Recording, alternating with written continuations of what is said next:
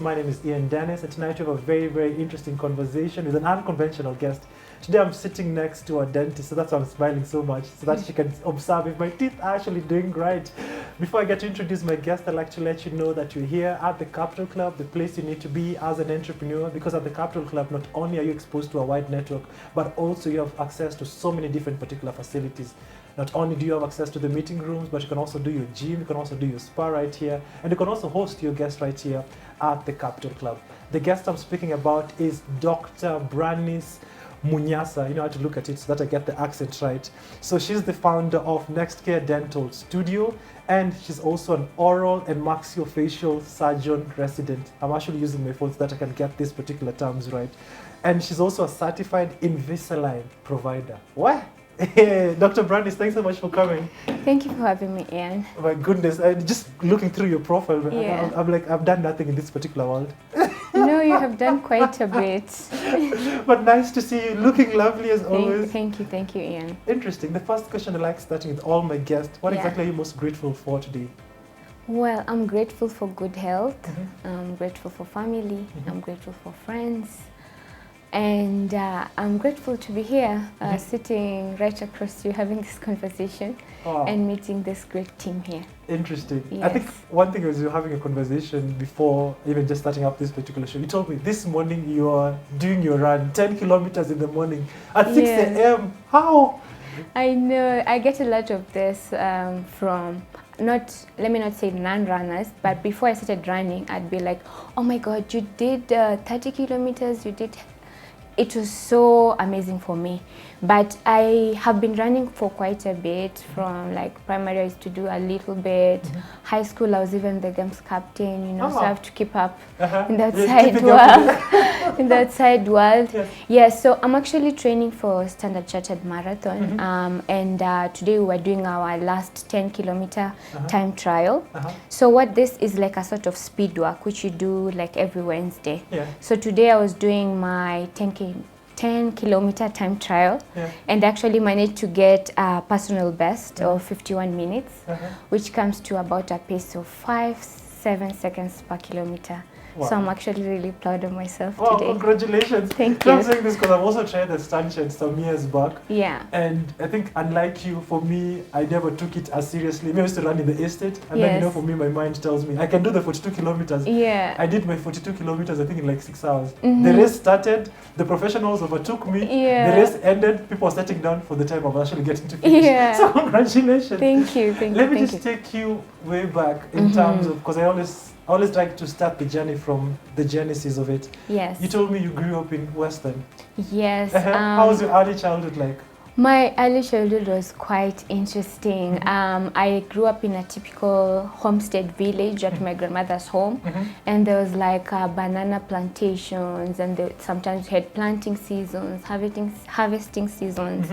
So I literally grew up running around the banana plantation, making the little houses with the banana leaves and cooking on DIY pots and pans, and cooking at the fireplace with my granny, telling me you can do this, do this, do this. So all these little traditional foods that I cook, actually post a lot on Twitter. Yeah, I see that. It's actually, I learned from my grandmother. Yeah, so from Kakamega, of course, I started my school there, went to Eregi Primary, which is in Vihiga County. Then now I came to Kenya High School here. Interesting. And before when you get out of it, in early childhood, how come you grew up with your grandmother? You lost your parents or what? No, so my mom got me when she was quite young. So at the time she had to go back to school to finish school. So my grandmother in high school? Yes, my grandmother had to take the responsibility. So I was about like 3 months old when she started taking care of me. So you never sucked milk for a while? I did actually for about 3 months. So I think she used to tell me like I would pull on her boob trying to see if there's something's going to come out, but it was a dry well for sure.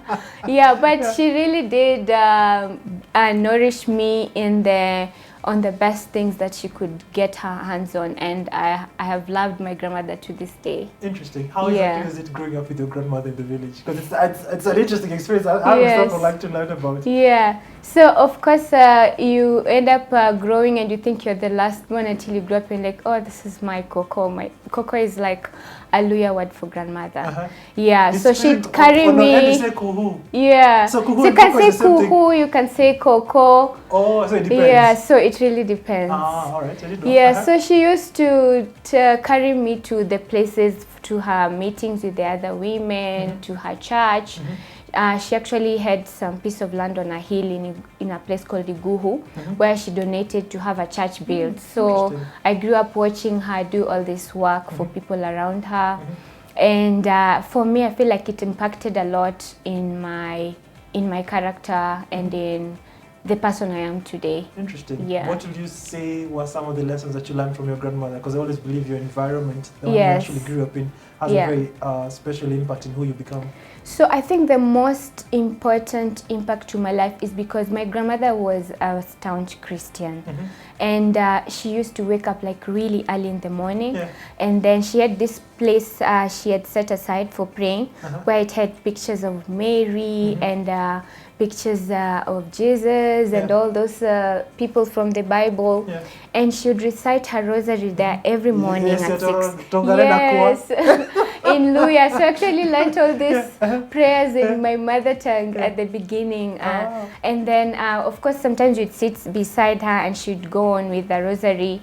And then in the evening she'd do the same. At midday she'd look at the shadows and know like it's midday, and she'd say like the Angelus. So I feel like my Christian background was started there because she would pray for everyone. She would pray for her children. She would pray for the current government. She would pray for the people traveling, and she'd mention all the modes of transport, like those who are traveling with bikes, those who are traveling with cars, those who are traveling with buses, in planes. I mean, I think I started learning the modes of transport by just listening to her pray. Okay. So this kind of impacted a lot on my faith. And I think over the years, even though like as an adult, I'm not as staunch as she is, but I feel like without that background, maybe I would not have learned the basics of Christianity. And then of course the cooking, you know, you're growing up in a Luya home, there is a lot of cooking when a visitor comes. I know Branice, have you lit the fireplace? Have you got the chai? So when you finish breakfast, there's always like a kettle next to the fireplace. That kettle was full of tea. For any guest who would come, you'd go and take that kettle and bring to the guest. Or after lunch, there's ugali left. Branice, ile ugali imebaki kwa maika, ende ulete mgeni. So such things, Interesting. And how would you say she molded you into becoming who you are? Because you grew up with just granny alone? There were a lot of people. Some of my cousins were there, my uncles, my aunts. Yeah, because I was there until like I was in class 1, until I went, one of my aunts took me in to educate me. So, but even it is my grandmother who asked like my aunt, oh, I don't think this child is having a good education here. I think she'll have a better education with you, because she was a teacher. So she had to like do that for me, because she knew like if I continue staying at a place, I might not get serious with my education. Because sometimes I realize like every time I wake up in the morning and just cough a little, my grandmother will be like, no, mtoto ni mgonjwa, haendi shuleni leo. So my granny thought like if she continues staying there, she's not going to be serious with her education. So I later had to move to one of my aunts who started taking care of me. Interesting. And so your aunties are the ones who took you through school? Yes, my aunt. I was with one of my aunts a little. I actually stayed in Kisumu for like 2 years, and there is where I learned also Luo. So I actually speak a little bit of Luo, though it's been years, so the tongue sometimes I can hear, but sometimes talking it is a bit hard. Interesting. Same WhatsApp Yes. Group. Now the eldest aunt now is the one who now has been there all through. Interesting. Since primary, Yeah. high school, campus, even now. Interesting. So your mom Yeah. never came into the picture through your life? She was there in the picture, Mm. but a lot of my education was Yeah. taken care of by my aunt. Interesting. Yeah. And growing up, did you have any imagination of what you'd like to become, or how exactly is it? What aspirations did you hold in your Yeah. earlier years? Because you grew up in the Yes. village. Yes. You've literally grown up in Western. Yes. Yeah. So any aspirations did you have growing up? Well, I'm trying to remember at what point I started thinking maybe I wanted to be in medicine, Mhm. but maybe it should be about around when I was in class 4. Mhm. I can't quite remember if there's a special circumstance that led me towards that Uh-huh. side, Yeah. or maybe it was just the societal The options, cliche yes. that if you are a good student, then Yeah. you should probably do medicine. Mhm. Yeah, so at the beginning, I thought about medicine, like general medicine, Mhm. you know, like a surgeon Yeah. in the medical field. Mhm. So that is what started the running in my mind Mhm. since like in primary. Interesting. And Yeah. you grew up in unconventional circumstances, because you Mhm. grew up with your granny. You've actually moved with your auntie who took you through school, and Mhm. it's an unconventional environment. Mhm. What's it called? So, and one thing that you've mentioned, that you ended up doing medicine, so meaning Mhm. that you're also very sharp. Mhm. What was keeping you focused, or maybe it was education your means for you to escape the reality, or how exactly? Because you are very sharp, Yeah. but in a very unconventional environment, what it was not expected, because maybe you had some instances of distractions. Yeah, so now when my aunt took me, she took me to a school called Eregi Primary there. And then when I got to class 4, I started realizing like I was good with my books, because you can realize like from Yeah. class 4 all the Yeah. way to class 8, Yeah. like I was always at the top of my class, except for my class 7. There was a time where someone became class 1 and the whole school celebrated. There was like a big celebration. 'Cause Finally, at least tumepea chance mtu mwingine. Branice, and I'm sure probably he left you, or she left you the 1 mark or something. Yeah, something like that. Anyway, yeah, so that's what I remember. So at that point, I realized like there was a lot of stuff going on in my life. Yeah. And you know, like my mother was not so well off, you know, and I wanted a different life for myself. And I realized like if I was not going to use education to have a better life for myself, for my mom and my siblings, then I was going to just keep on with the cycle of poverty, you know. My grandmother was getting old. I was born to my grandmother's last born. So you can see at that point, even when she was taking care of me, she was already elderly. Old, yeah. So of course, I realized that at this point, I needed to step up if at all I needed a better life for myself, or I wanted to go back to my grandmother in Mahoho and be the village girl there. The village So champion. for me, really, Yeah. education was my only ticket, and I was either going to use it or not. Interesting. Yeah. And when did that tick that is the only option you have to go through? I When did that think- now click that this is the only way out of poverty? I think around maybe class 5 there, because I think, yeah, it might seem like a bit early, Yeah. but it's then that I realized first, the first hurdle was for me to get into a national school. And I knew that I was not going to get from a village school to a national school if I was not going to work hard. So, and then my aunt was very supportive. She was a teacher, a headmistress at Eregi Girls. When she realized like I was really good with my books, she was very supportive. If there was some material I needed in terms of learning, she was always willing to provide. During the holidays, she would go to her school library and get books and bring them to me, and she'd be surprised by the end of the week I would have finished reading. She would bring me another set. So you see, like when you're growing up in a teacher's home, they're usually very supportive, and then when they find out like you're actually working this hard.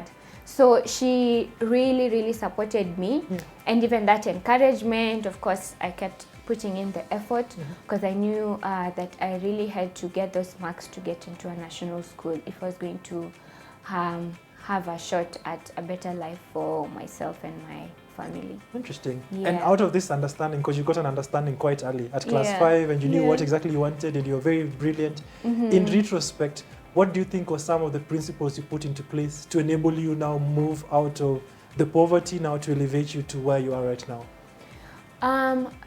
I think the most important thing that I would really say for myself is self-determination, you know, because at the end of the day, you can have a big support system, you can have a lot of people rooting for you, but if it's not coming from you, if you're not really self-determined to get it done, I think then that will also not impact on your progress. So for me, I'd say self-determination at that point, and knowing exactly that this is what I wanted for my life is what propagated it all, I Interesting. think. And I think we were having a conversation by phone, and I just you mentioned to me you only came to Nairobi when you got to university. Yes, so yes, I so did all come through, to all through high school, Form 1. Form 1. Yeah, that's when you came to Nairobi. Yeah, that's when I came to Nairobi, and I did come with my mom. Yes. I think we came with Where did you go to high school? Coach. I went to Kenya High School. Kenya High School, Yeah. So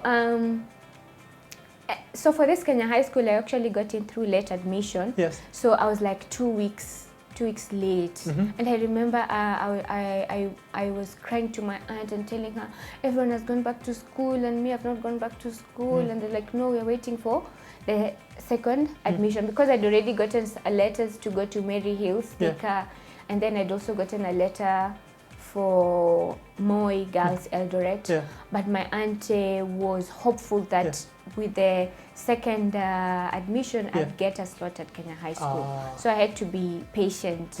Yeah. So I think where she booked for us Easy Coach from Kakamega, and then I came with my mom. So my mom is the one who took me through the registration and everything, and I remember stepping into Kenya High School and I was like, I'm in a different world, you know, like the mirror images, the grass, everything was looking so perfect. And even through high school, I remember the people who used to complain, I'm like, I'm in heaven, you know, you guys are complaining. You're already in heaven. Interesting. Anyway, and then now, what's it called? Post the high school, how did you end up studying dentistry? Yeah, so like I said, I had hoped to do medicine, but you know, like I said, I grew up in the village. My first language was Luya, so... You still speak Luya today fluently? Yes, I do try. I used to speak a lot with my granny, like every time I'd go on holiday, because I spent my holidays with my grandmother. So there was no other language. She had Kiswahili a little, but you had to speak Luya. So after she was gone, I was maybe speaking with some of my uncles, or my aunt sometimes really tries to make me speak Luya. And the days I'd go back at home and my Luya has rusted and she gets so upset. I'm like, oh, umekuwa hapa makoko, umekuwa ukiongea Kiluya, sasa unaongea nini? But I'm speaking now. Anyway, I got a A- in English and Kiswahili, and for you to get in medicine, you have to have gotten either an airplane, either in either of the languages. So you see, that cut me off by maybe a point or 2 points to get in medicine. So what I ended up doing at the revision was advice, you can still do dentistry, still in the medical field. And then, so that is what I ended up doing. Though at the beginning when I was revising my courses, they had advised me, like, if after first year, I might be able to move back.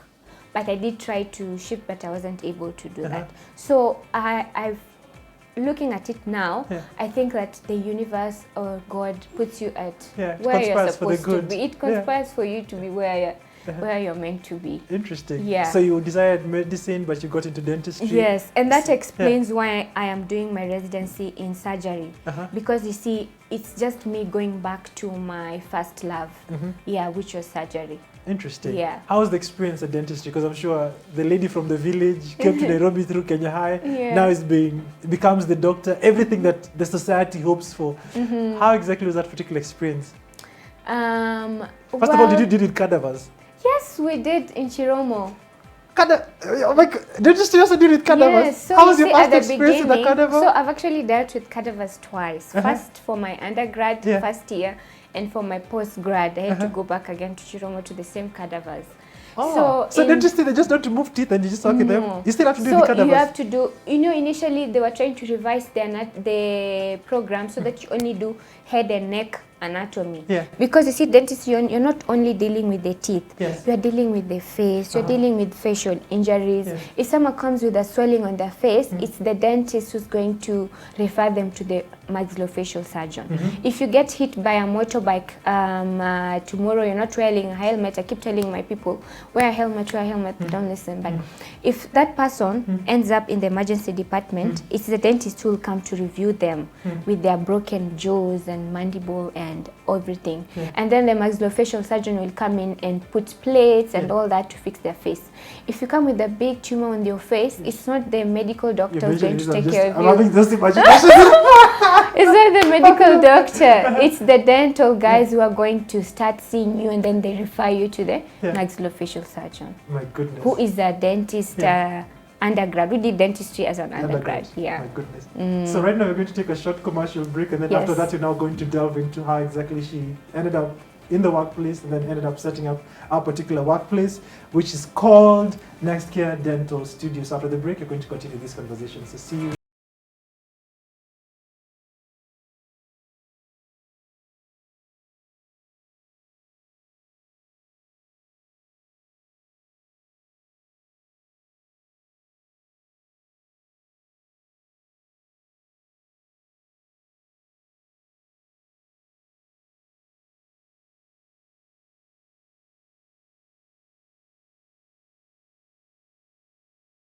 Before you went on a break, Dr. Branice was taking us through the metamorphosis of a beautiful journey from the village all the way to the dental school. Now you're here, so you're talking about the cadavers, and I'm sure like that experience was just, how was your first experience with the cadaver? Well, my first experience was like, okay, are these actually dead bodies, and how are they here, all these people? Is it because their relatives didn't take them, or are they people who just died on the streets and such things? And then, of course, we got into, for me, I found it very interesting, actually. Yeah. Because we had this manual where it was saying, for you to identify this nerve, cut here, move this, you'll find this nerve, it goes like this. If you have to find this blood vessel, go here, go here. And at that moment, it reaffirmed my decision to actually go back to school and do oral and maxillofacial surgery. So you can imagine I'm at first year, I'm starting dentistry, and I already know as soon as I'm finishing this dentistry, I'm going back to surgery. Because I was already enjoying doing the dissections in Chiromo. And over the year, people got so comfortable. You'd come with your snack during the lunch breaks, and you sit on one of those tables and you snack on your crisps as you cut off as they finish and the bodies are still there. So or you get tired because it's like 2 hours of dissection, and you even lean on the. So it becomes really like a book of knowledge. And then the cadaver we had in undergrad was I think a Maasai, because we could see the head, and then I think the reason why they died is they got a very big cut. I could see there was a big cut on his head. So I'm thinking maybe they left home, became a watchman somewhere, no one would trace their home.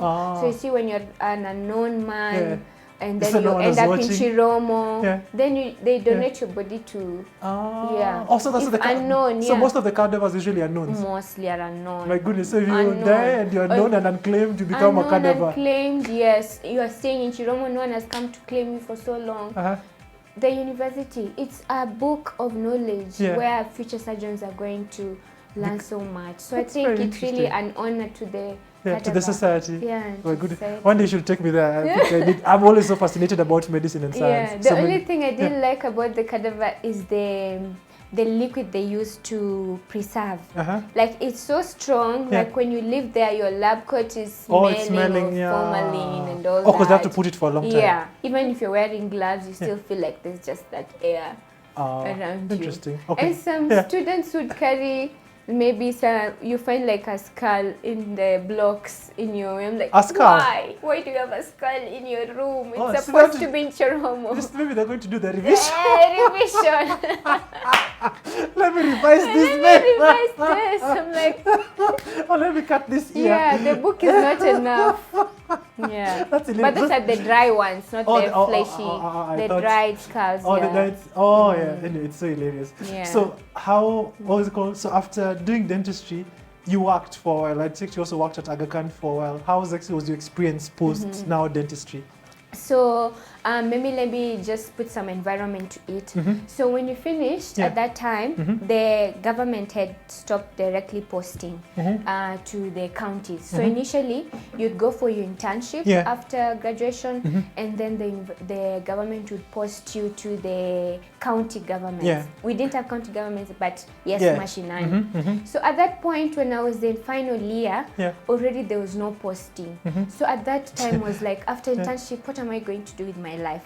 So at that time I started really thinking seriously about moving to the US, and I started doing revision for those exams. You know, there's some exams you need to do. But I knew that was my plan A, but I also needed to have a plan B. So at that time I'd known if I'm not going to the US, then I cannot, I have to find a way of sustaining myself. Remember at the beginning, first year I've already told you, I want to go back to school and do surgery. So whatever plan is that, is that I'm going to the US and starting my life there. And if I'm staying in Kenya, then I'm not just going to stay as a GP. I need to find a way of how I'm going to go back to school. GP is a general practitioner. Yes. So more environment to this is that when you're posted to the counties, you work there for about 3-4 years, then they sponsor your postgraduate. The county sponsors? Yes, the county, the Ministry of Health. That's nice, I didn't know that. They sponsor your postgraduate and then they bind you, you come and work still for the county for some years, depending on the time of training. So you see, this is us, the new generation. We are not getting posted to the county. So if you're not getting posted to the county, it means if you want to go back to do postgraduate, you have to find a way to take care of yourself. So at this point, I had to think down and say, okay, so am I going to the US or am I staying? And if I'm staying, how am I going to support myself for 5 years? You see, OMFS says it's short form for what you called is 5 years. So you can see I don't have a county job. So that means I will not be getting any income whatsoever. I'll be in school. So what I decided is that I save up money because internship, the government at least gives you a stipend during internship. So for me, the internship money was like seed money for me. It was, I didn't know where the next money was going to come because there's no direct employment. So I took it as seed money for myself. Initially, I thought I'd use it for my flights and to pay for accommodation and for my exams in the US.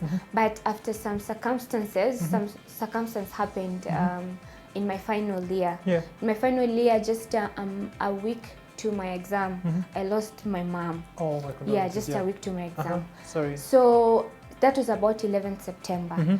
And our exams were starting about 18th there. So my family was like, okay, it's okay, your exams are coming, you can, I'm sure we have faith in you, you can do these exams.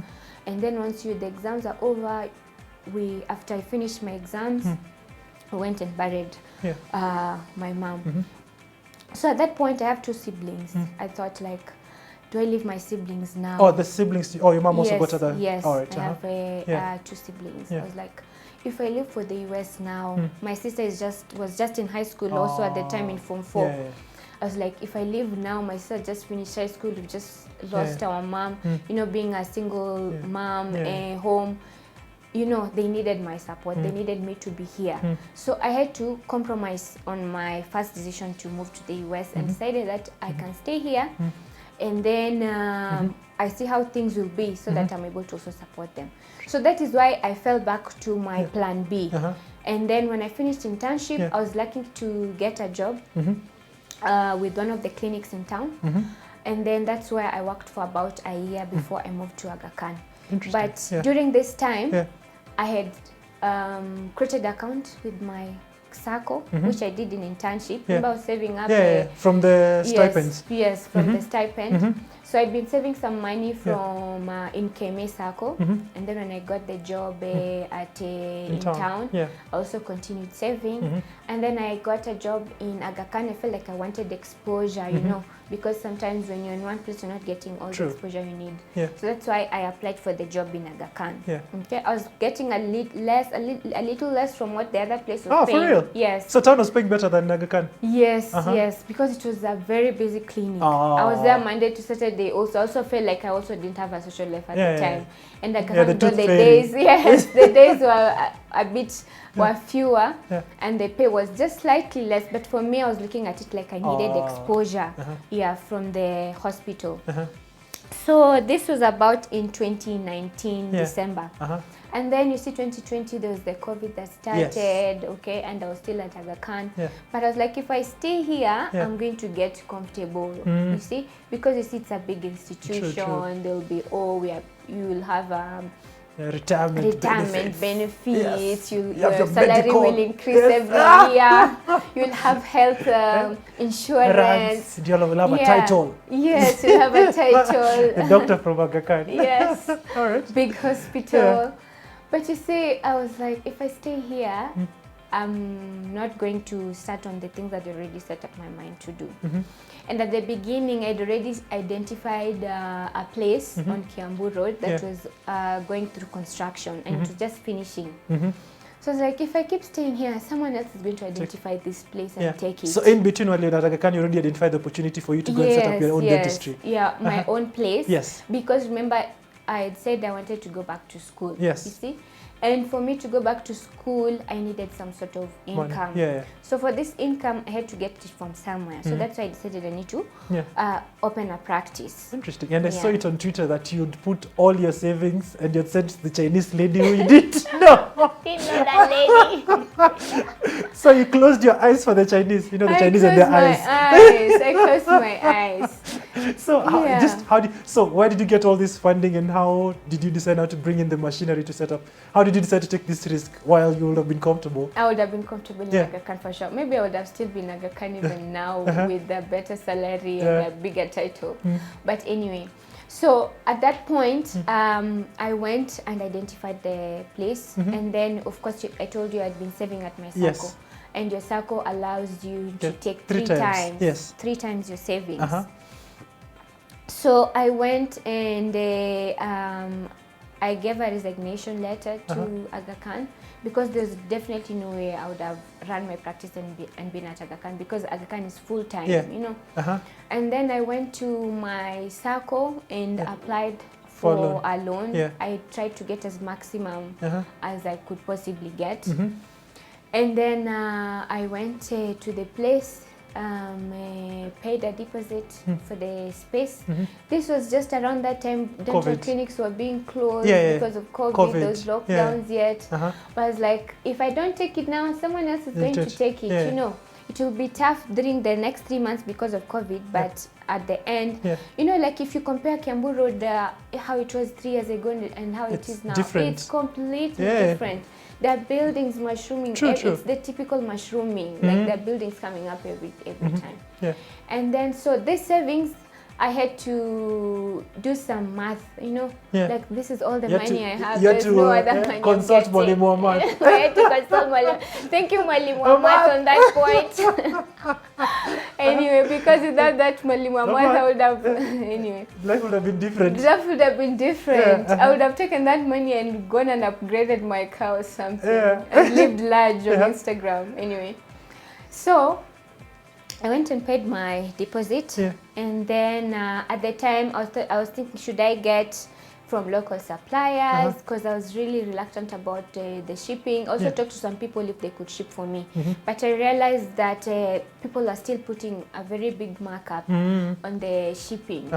And then at the time I'd been talking to one of my friends' dad, who was because I think he imports a lot of stuff, and he was like, Branice, you know, all these people do is they go online, they contact a manufacturer, they tell them what they want, they send the catalog, and that is what I did. I went, and then there was like someone there, they said, Jennifer has responded to to your Inquiry, message. yeah. You know, I was expecting maybe Chi something, you know, Yeah. like those Chinese Yeah. names. Yeah. No, this is a Jennifer. Am I getting scammed? Ching Crew. Yeah.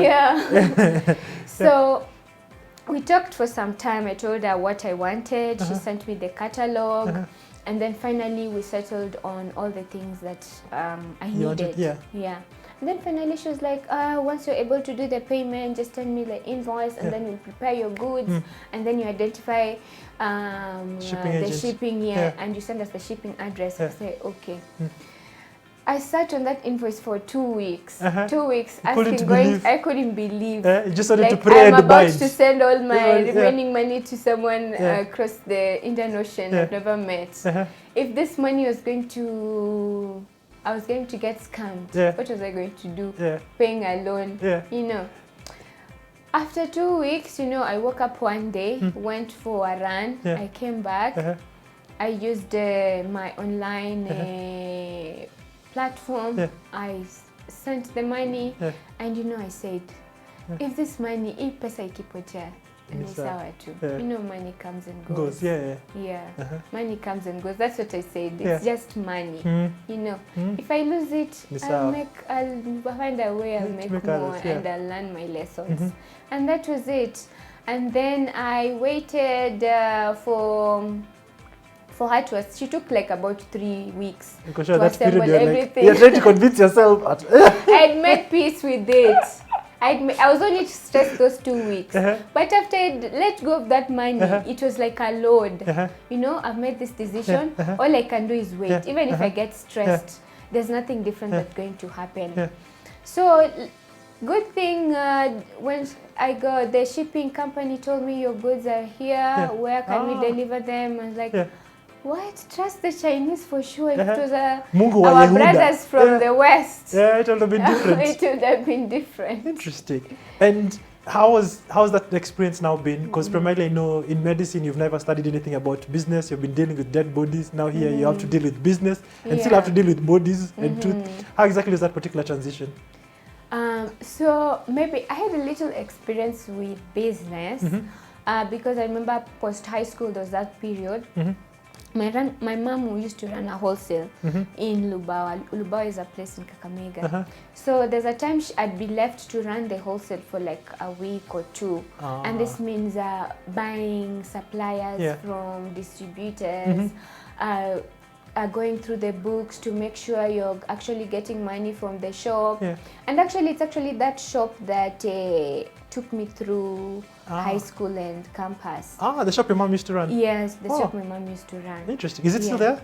Yes, it's still there. So who's running it now? It's run by one of my aunts. Interesting. And how would you say your experience has been with Next Gear? Because I see you use. But let me just also talk about social media. You're very big on Twitter. How have you been able to grow on Twitter, and how do you leverage that particular space? Because you're a dentist, and here you are very big on social media, and here you're running a business. How do you manage to integrate everything? Well, this big on Twitter has actually come just recently in the recent months, okay? Initially, I would post about my my work, you know, but I had not really come out to say that I actually own this place, okay? Oh, so you're under the radar? Yeah, I was just like, you know, I was not really out there saying I own this place. But over the past few months, I started to own the space, you know, like, oh, my name is Branice, I have a dental clinic, and we have this and this. And every time I would get a new equipment, and tell them, oh guys, we got new equipment, come and use it, it does this and this. Oh, we are now Invisalign certified, come doing this. And then I realized on Twitter, people don't like direct marketing. If I post there and say, like, Next Gear Dental Studio, come get your teeth cleaned, you'll get very little interaction. And then I realized people like my food posts, people like the things I do outside dentistry. So I started to leverage on my personality and just the things I do.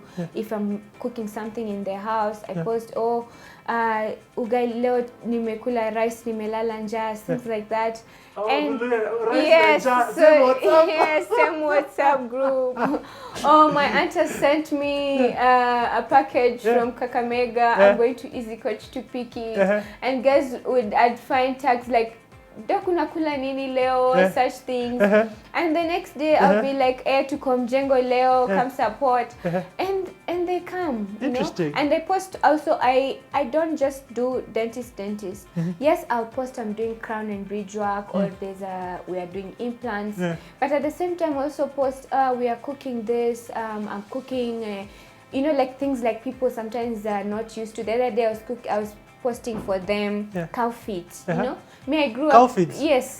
There's a way to prepare them. I've seen your face. There's a way. Like you're the one to eat the cow feet. Yes, it's actually a very nice meal. Cow feet are not for cows? No, everything on the animal is eaten. Okay, I didn't know that. No, I'm just surprised. I've never known it. So you see, this is one of the things actually learned preparing. So you can eat cow feet in Mahoho. There's a way to do it. You actually get them. Maybe Maybe I'll just give you a little tutorial on how to prepare them. You will. That's very interesting. So nataka mkule ng'ombe, chakula ya ng'ombe. Next you'll eat the everything, grass. Everything. Yeah. So I was like, a lot of people who actually, what is this you're cooking? I'm like, this are actually very edible. You take them, you put it on the fire, it burns all the hair on it, or you scrap it off. So it becomes very clean without the hairs, okay? And the cow feet have hairs? Yeah, see, like I've never seen one. You've never seen? No. So it removes all that hair, because if you don't remove the hair, then you can't really eat it. Then there's a way also. So guys are like, what is this you're eating? And so they just keep asking questions. Interesting. Yeah. Wow.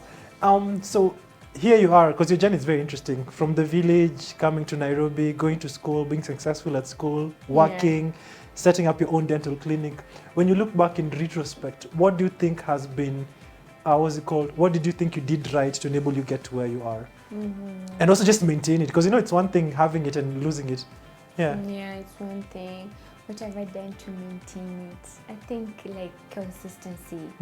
Yeah, consistency in the fact that business-wise, doing a good job. You see, the person on the chair, the person you're taking care of right now, is your biggest marketing person. I mean, you might have very beautiful social media posts on your clinic page and nice posters, but if the person on the chair is not happy, then your practice is not likely to grow. You'll rather like you'll spend too much on marketing, because this person, you'll have a good job done, and then they will go to the next person and tell, oh, there's a very good dentist here, you should come.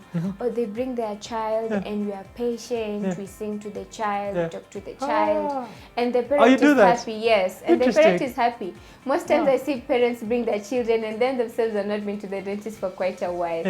But you realize once you take very good care of their children, even them now they'll be like, oh, I'll book my appointment. I've seen how good you've taken care of my child, and I'll also bring myself. Or maybe when now they have a dental issue, they'll have confidence in now I already will have a dentist. That's very interesting. Yeah, so it's your current people you're taking care of who will contribute to the growth of your business. Not just dentistry, I mean. If you're selling a shoe and you have very good customer care to whoever you're selling your shoe to, they'll go to the next person and say, oh, I bought my shoes here, they didn't fit right, but I went back with them, they took them back and they gave me another pair. You see, such things. So your client is your next, is the one who will get you your next client. So you really need to be good with them. And then of course I cannot really say, I cannot not mention. So like I was saying, like social media brings like the change, the difference it did to our practice was very big.